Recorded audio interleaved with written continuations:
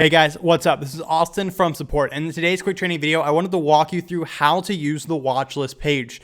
So the beautiful thing about the watch list is it summarizes your portfolio and the stocks that you're watching. So what you can see here is based off your default portfolio watch list, it will calculate some things for you, like the return, like your percentage return, your money return, and the last alert sent. So for instance, the email alerts that send on this portfolio watch list, when you have stocks in your portfolio watch list, you will get email alerts when the recommendation changes, and based off that, it will tell you when the last alert was sent.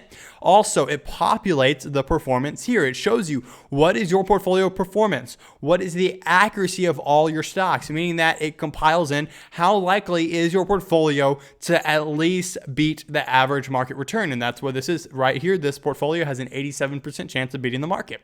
And we see here that our risk is about a 1 to 6, which isn't too bad at all. And so that's what we can judge here with the portfolio watch list. And again, if you are buying and selling stocks and you want to know where you're actually buying and selling, you just come here to the update button. So you can see here, I click edit, and now I can edit where did I buy that stock? How many shares did I buy? How much commissions did I pay? And do I want to add any notes? Do I want to add, okay, so I bought this stock here because of this reason, for this reason, for this reason. And it's great to add notes because then you can go back and be like, okay, why did I buy this stock? Why am I holding this stock? And allows you to do that. Also, when you fill out these numbers, it allows us to calculate an accurate performance here. All right, so we also have other watch lists here, and on the bottom of this page, you can click create a watch list to add new watch lists. And these watch lists help you watch stocks and know what's going on. So for instance, if you ever want to edit the name or add more stocks, you can do that here for the, oops, I don't want to delete that. That is the delete button for the watch list.